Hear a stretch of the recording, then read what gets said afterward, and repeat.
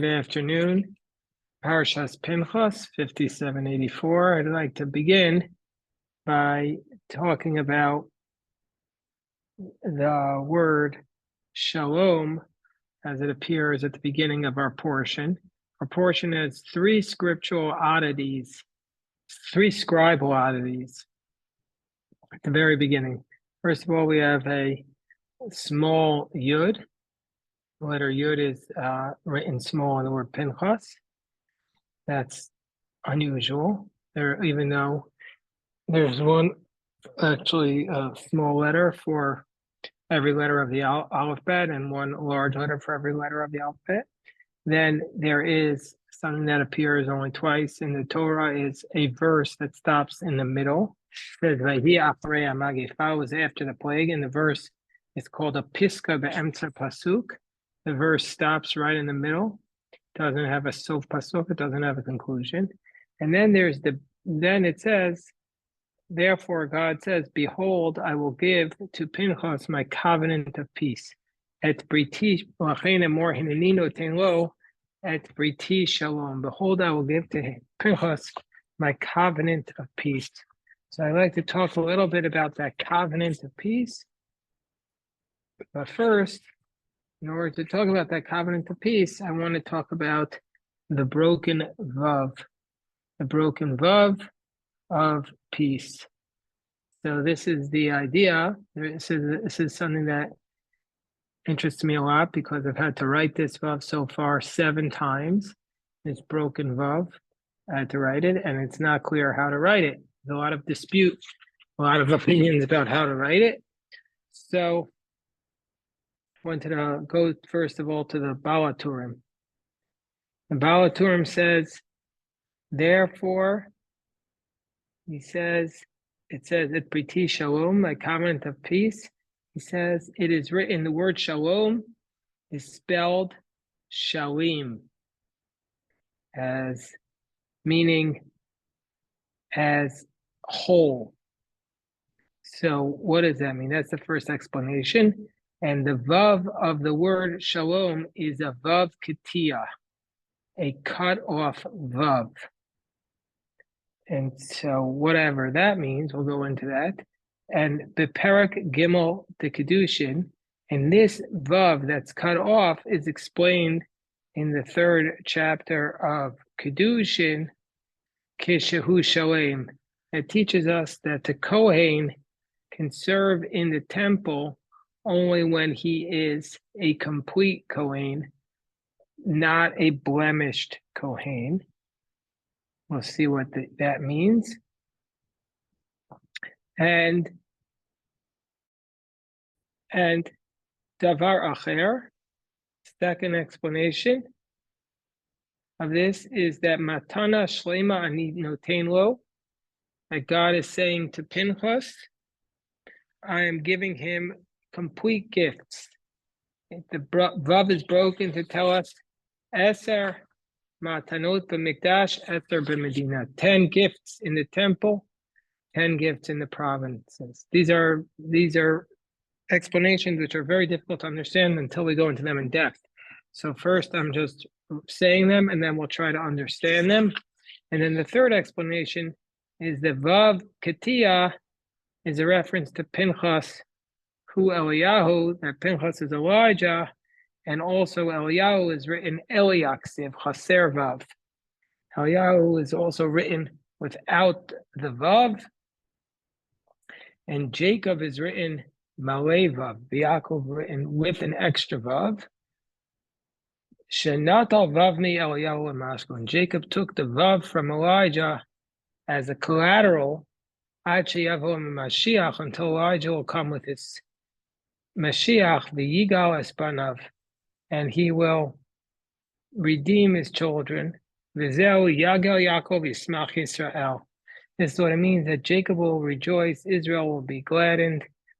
The Yismach, be happy, is the same letters as Mashiach, and in the days of Mashiach, the Vav of Eliyahu will return, and Eliyahu will be complete. And Shalom, in numerical value, is Mashiach. By the way, if people didn't know that, that's Shalom has a numerical value of 376, and Mashiach does not have that numerical value of 376. So, but it has a numerical value of Zehu Mashiach. Shalom in the Gematria is this is the Mashiach, because Mashiach is 358, but then you add this is, and then you're adding 13, and then you have the same as Shalom. So I don't know if let me just do that math. We want to make sure they don't get away with it. Shalom is Shin Lamed Vav Mem. Somebody remember this? That's 376 is peace. Zel Mashiach is Zel is a gematria of 18, and Mashiach is a gematria of 358. So that comes to 376. So Shalom is the numerical value of this is peace. Everybody has to remember that. So these three explanations are very abbreviated, elliptical in the way they're written. So we have to go slowly and analyze them and understand them in order to get to what the Baal Turim is really saying. So first of all, we want to note that the Baal Turim here says that it's written Shalim. The word Shalom, okay, let me just pause. See, I have a question here. Hold on, let me pause it. So the Baal Turim says, my covenant of peace, it's written Shalim. It's the word Shalom is spelled Shalim, meaning to say it's not spelled as Shalom, but it's the word Shalom is spelled Shalim with a Vav Ketia, a cut-off Vav. So first, before we go into his commentary here, it's not the first time he refers to a cut-off Vav. Actually, no, this is the only time in the Torah it appears, but the Baal Turim often has a reference or a tradition of other scribal oddities, which we don't have today. And back in his commentary to chapter 1 of Bamidbar, verse 16, he also has it. So he says as follows. It says, Eile, in chapter 1, verse 16, it says, these are the ones, Kriyei Ha'ida, who are called or summoned by the assembly, Nisiei Matot Avotam, the leaders of their fathers' tribes. So here we have in the Torah what's called a Kri Uktiv. That means it's written as a Yud, but it's read with a Vav. It's written as Kriye, but we read it as Kruye. And now that's not so unusual that there's what's called a Kri Uktiv. It's written one way and it's read another way. That appears, I don't know how many times, but I had to guess it would be like 20 times in the Torah. That would be my guess offhand. Probably more, maybe even a few dozen times. But the Baal Turim in his commentary here says that it's actually not a difference between a Yud and a Vav, but rather he says the Vav of this word Karuye is actually drawn as a Vav Ketia, a cut off Vav, making it look like a Yud, as if it were Karuye. Nevertheless, it's pronounced Karuye. And that's because it's referring to Shalumiel, the son of Tsuri Shaddai, who is also known as Zimri, the son of Salu, who is the one who's going to be killed by Pinchas here, and he was killed by Pinchas. So basically, he's saying that this Vav is also cut off. I never saw anybody write the Torah here with a cut off Vav in the earlier verse in Bamidbar. Similarly, he says the spelling used with regard to Korach's assembly is Kriye without a Vav. Now, what's the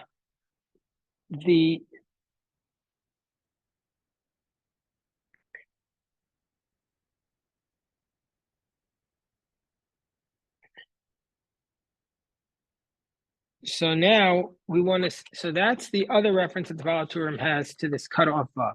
So now the Baal HaTurim says the reason why in this case it's written as, even though the word is peace, it's written as shalim, meaning complete.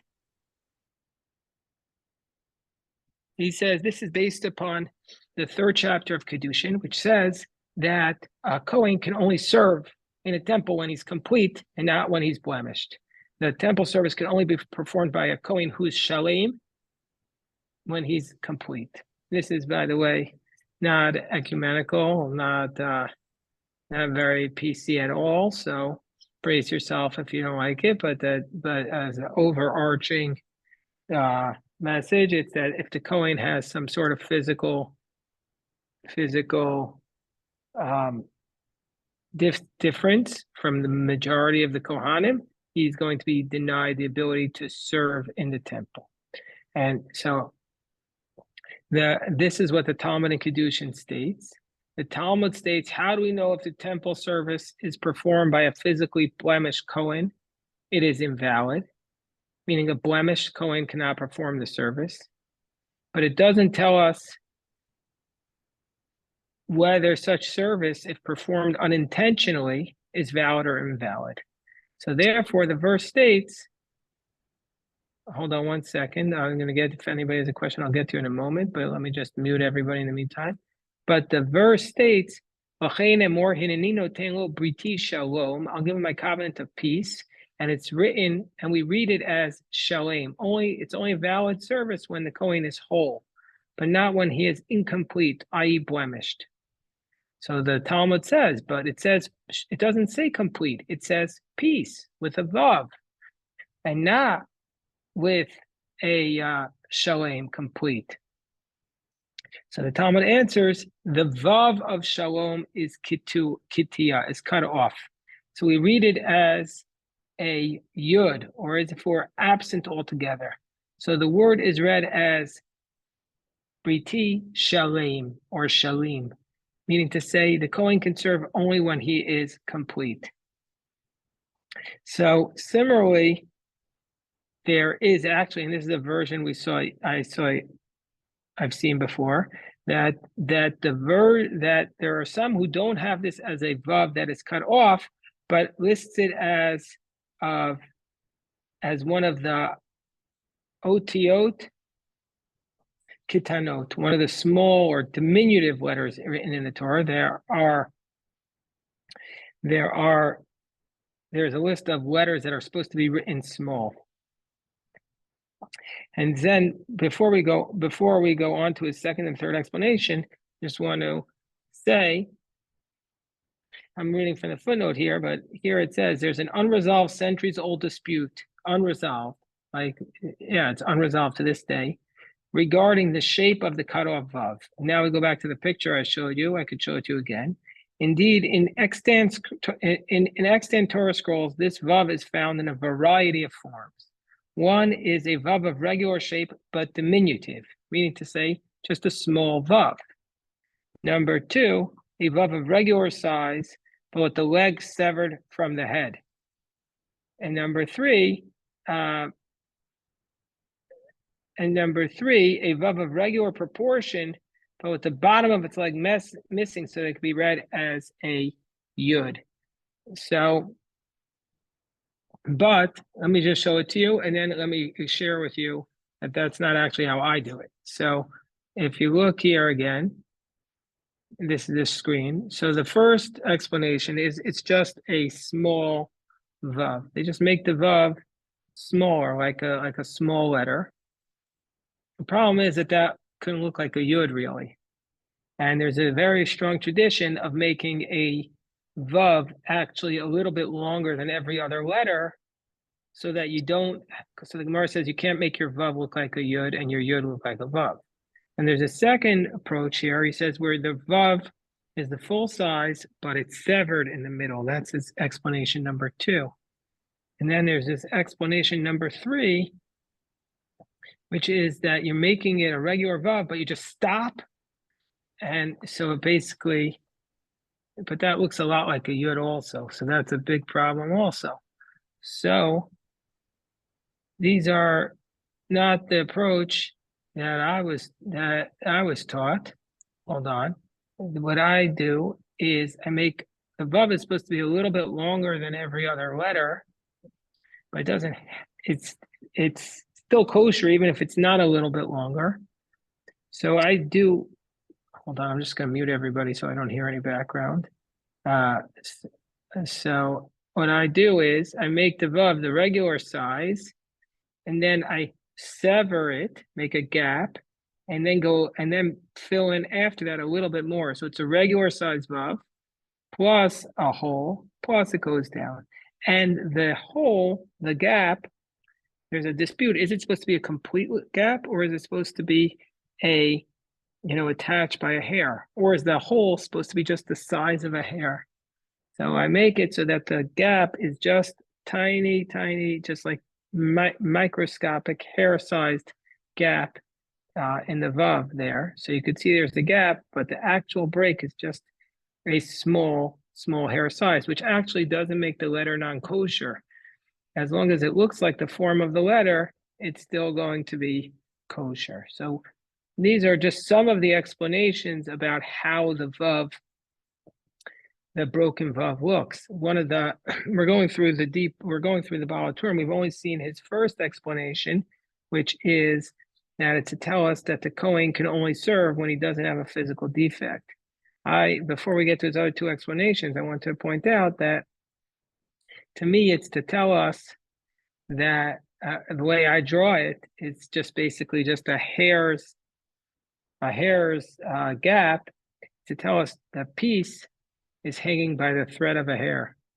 Whereas that piece is very, very fragile. The word is shalom, the word is peace. It's telling us that peace is hanging by the thread of a hair. So that's just we're just still in the middle of it, but I just want to pause here. I see some people. So the second explanation of the Baal HaTurim is that it says it's reason why it's written as shalim is to tell us that it's don't read it as a vav, but to highlight the fact, read it as a yud, meaning to say when God says, I'm giving you a blessing of peace, don't think as some people want to say, oh, it's an incomplete blessing. There's something wrong with what he did. Just the opposite. That God is saying, I'm giving you an absolute gift, meaning to say, according to this approach, we read it not as a broken vav so much, but as a yud to tell us that God is giving Pinchas a matana shlema. I'm giving you a complete gift. And also, if you break it, if you break the vav, what does the vav, when it's broken, become? Two yuds. If you take the vav and you break it in half, it becomes two yuds. So he's saying, I'm giving him eser matanot b'mikdash and eser b'medina, which is 10 gifts in the temple and 10 outside the temple. So what is this a reference to?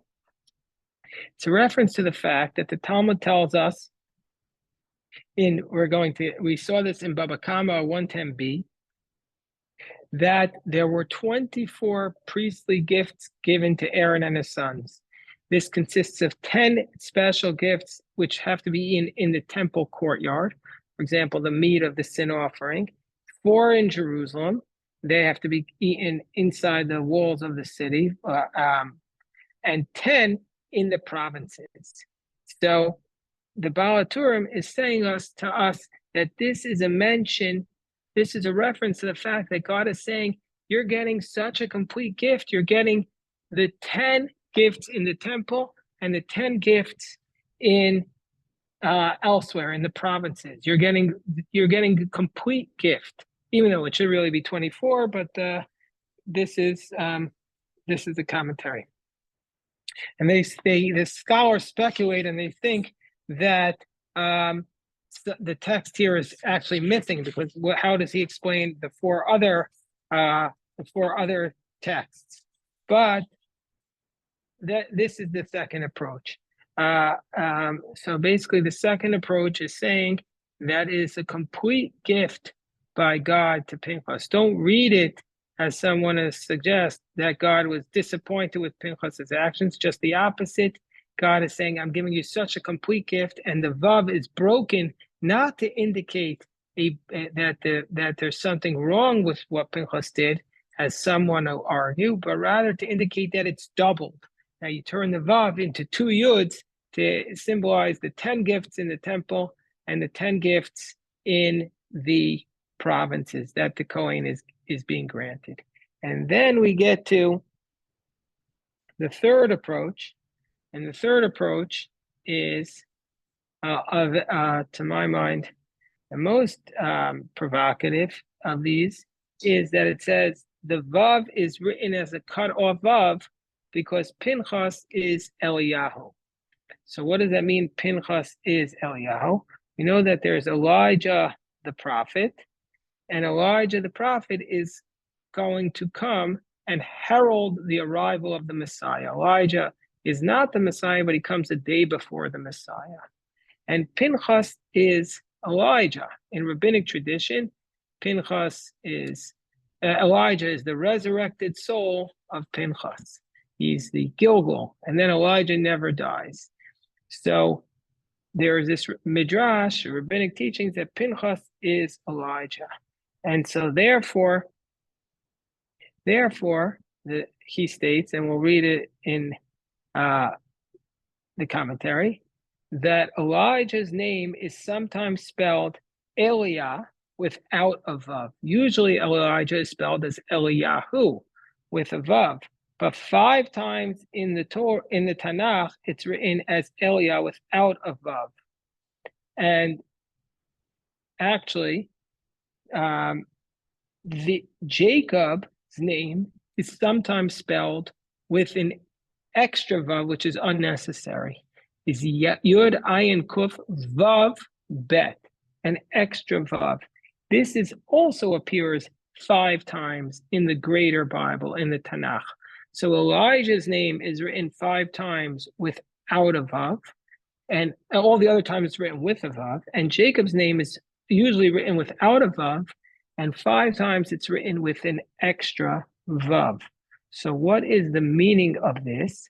Says the Baal HaTurim, Shenotal Vav me Eliyahu l'mashkon, that Jacob, now we're going past time and beyond time and over time, Jacob, who obviously lived much earlier than Elijah, took the Vav.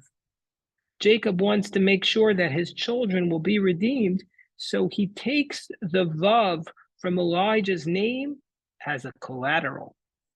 Jacob says, I'm going to hold on to this. I'm going to hold on to this until he says, I'm going to hold this as a security until Elijah will come with the Messiah and redeem my children. I'm going to hold on to your name. So Jacob takes the Vav 5 times. It says in Isaiah, the first one to come to Zion will announce, behold, they are here, for I will send a herald to Jerusalem. So the Talmud understands that this herald who's going to herald the Messiah is Elijah, because it says in Malachi, Hinei anochi sholeach achem et Eliyah hanavi. I will hold, this is the Haftarah for Shabbat Hagadol. Behold, I will send to you Elijah the prophet before the coming of the great day. So he took it, Jacob takes this Vav to make sure Elijah is going to fulfill his responsibilities. And the Baal HaTurim says this explains a verse from Psalms chapter 14, verse 7. So let me just stop for a second. What's the concept? What's the deeper significance of taking a Vav specifically? Why that letter as a collateral?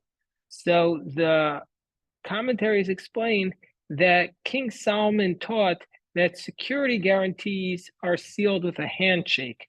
And the letter Vav is long and narrow like a finger, so that the 5 Vavs correspond to a handshake. So Jacob's holding on to Elijah's hand and will not release it until Elijah comes to herald the coming of the Messiah. So that's why 5 Vavs, it's the 5 fingers.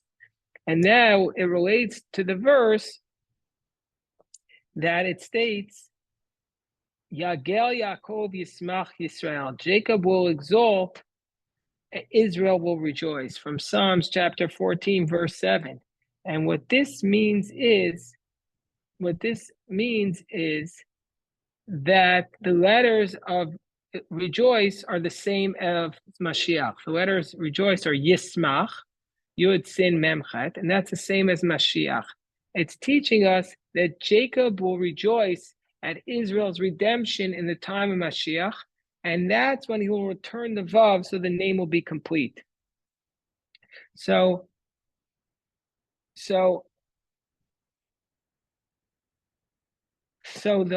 in one of the manuscripts of the Baal Turim, it has this version: "V'yei Elyo Shalem v'Shalom Shalem." Elijah will be complete, and the word Shalom will be complete.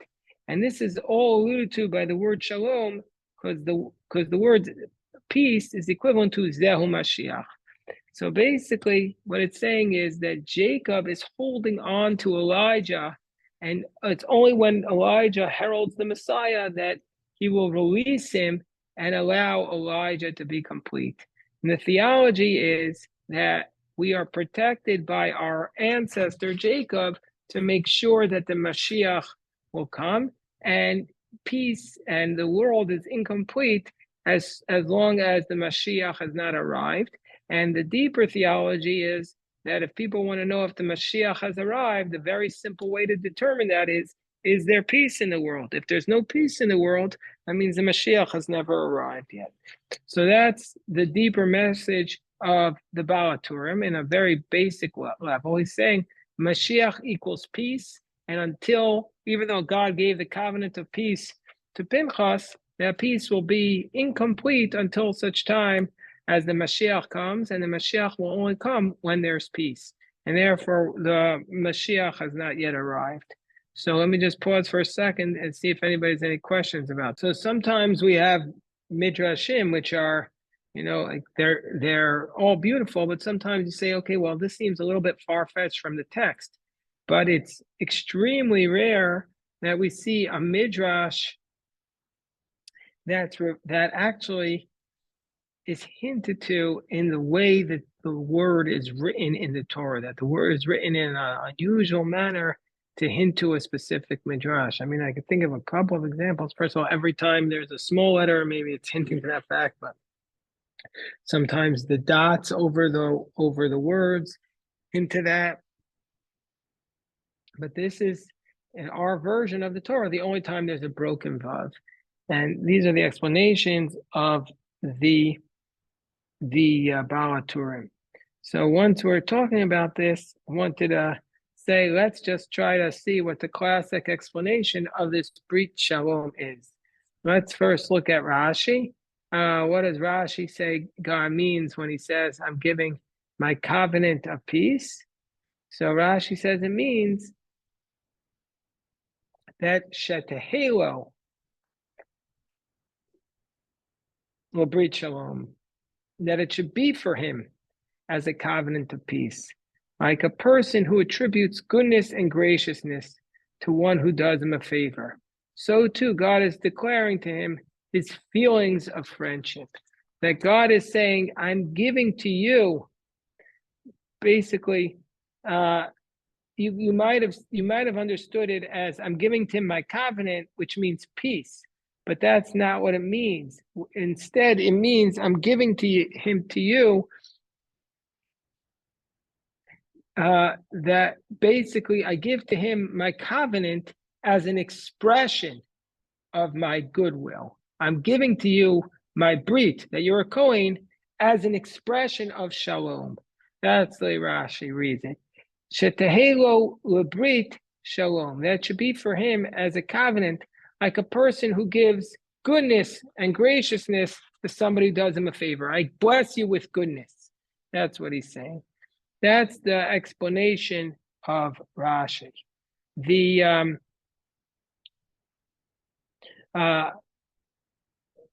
later commentaries are going to start waxing more poetically about peace and trying to understand the significance of his actions. This is something that was hinted to by some of the commentary, some of the people asking, like, what's the deeper significance? That's not something that's found in the earliest classical commentaries, but the later commentaries do comment on it. So, for example, one of the Hasidic commentaries says that basically taking the Gemara in Kedushin 66a says, I'll give you my covenant of peace. And this, we had read it as Kishu Shalem, V'lo Kishu Chaser, when the Kohen is complete and not defective. And this teaches us a kanoi tzarach liot shalem b'tachlit hashlemut b'li pegam kol shehu. It teaches us that a kanoi, a zealot, Pinchas was a zealot, that he's only getting the covenant when he's whole and not when he is defective, that the Kohen can only serve when he's complete and not when he's broken or he's physically imperfect.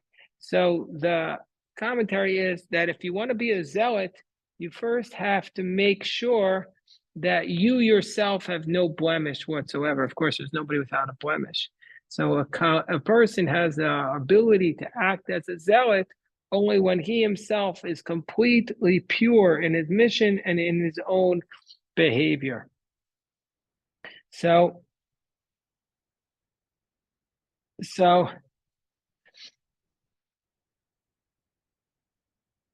another commentary comes from the Katnot Or, and he also comments on this. He says as follows. He learns out from this the idea, what does it mean, my covenant of peace?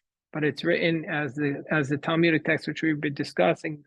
It means when he is complete and not missing, but it's written shalom. So it means the vav of shalom is cut off. So the Tosafot to Zevachim 101 says,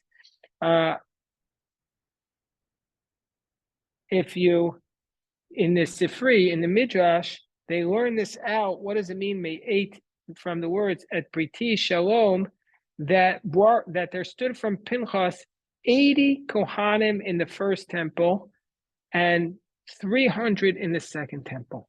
So came from Pinchas 380 Kohanim descended from him who served in the first temple as a Kohen Gadol and 300 in the second temple. And the hint to this is that the Vav of Shalom, which is written by Pinchas, looks like a Yud, and it's written as Shalim. And the numerical value of Shalim is 380, which is a reference to the number of Kohanim that served in the temples, and the two temples combined. So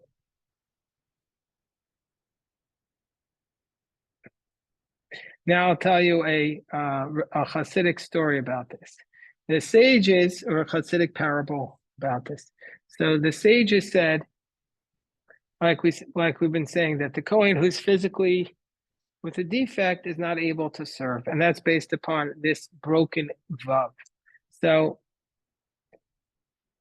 we could say, in the manner of musar, like to self-improvement, that there was once a pious man who said to his student, Chasid echad amar la talmidav, el moeh chatati, if I had not sinned, this is Talmudic logic, I would be very afraid from something that's worse than sin.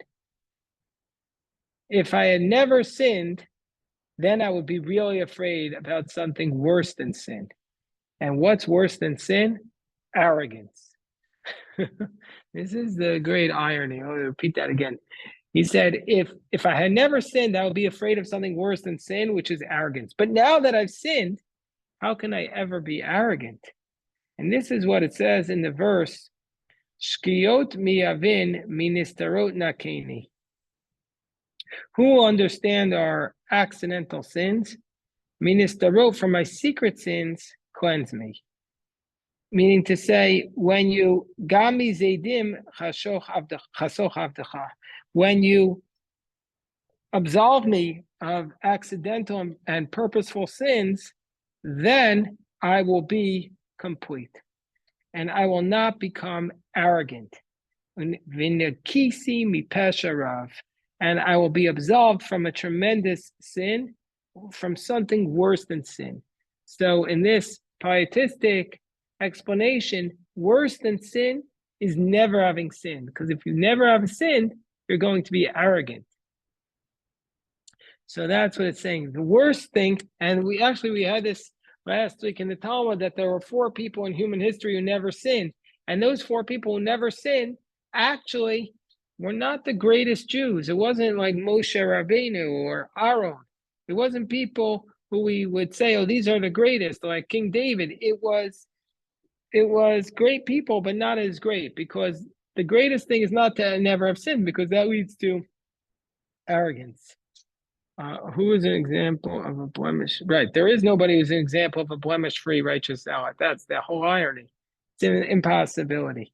So it says in the Gemara, a person who is arrogant, this goes to Nancy's question, the Gemara in 29a says exactly like on cue, one who is arrogant has a blemish, meaning the blemish is arrogance. Arrogance is the blemish. It said a Kohen who is blemished cannot serve. So it's saying the one who is arrogant, that is a blemish. And so Pinchas, when he avenged the zealousness of God, and he did this action, he was afraid that he not become arrogant. So Hashem promised, I'm going to give to you the blessing of that you won't be arrogant. So that's what he says. I'll give to you the blessing of shalom. So Nancy's asking, zealotry is in essence not good? Well, everything in a theoretical manner can be okay, but the point is they're saying that nobody can achieve that level of perfection necessary to achieve it. So if you are 100% like perfect, then zealotry would be okay, but nobody is that. Even Elijah was isolated from the rest of the world because he couldn't live in the world, even Elijah. And even Elijah is missing the 5 Vavs. So what this is telling us about this pious person is saying that the worst sin, worse than not sinning, is to be, or when you don't sin, that leads to something worse than sinning, and that's arrogance. And so that was Pinchas's fear here, that since God was praising him, he was afraid he was going to become arrogant. And so God blessed him. When God takes this away, he was blessing him that he not become arrogant as a result of the action that he did, which was praiseworthy to God. That's in general a very great danger of somebody who acts in the name of religion, because you're acting in such a righteous manner, it very easily becomes a self-righteous manner, very quickly can become that, and can become, God forbid, a source of arrogance. So, okay, so I see. Let's see if we have time for, maybe we'll just do one more. This is from the, there's so many beautiful explanations about this, but let's go to this one. So it says as following. It says as follows. So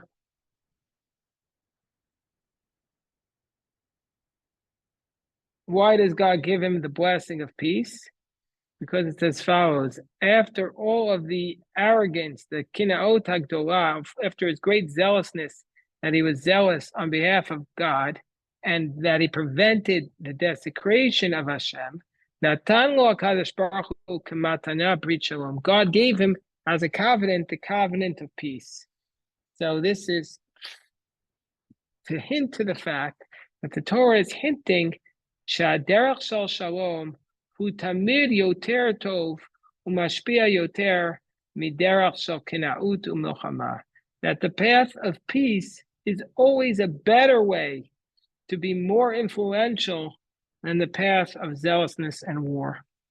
That that if you're able to do it, God says, I see you wanted to influence everybody, and I see that your intentions were pure and your actions were preventing the desecration of God's name. But now I'm going to give to you the covenant of peace, because that's always going to be a better way to influence people and to prevent the desecration. It's always going to be a better way than zealousness and war. In that context, we heard yesterday from the ambassador, former Israeli ambassador to Rwanda, and he said that now he's living. When he went to Rwanda, he saw that now the Hutus and the Tutsis are now living in peace. He said that they're now living in peace, and that sounded to me like after there was just tremendous genocide of 2 million people, but now there's peace between the two groups. So that shows you anything is possible. So I'll stop here, and if anybody has questions, I'm happy to address.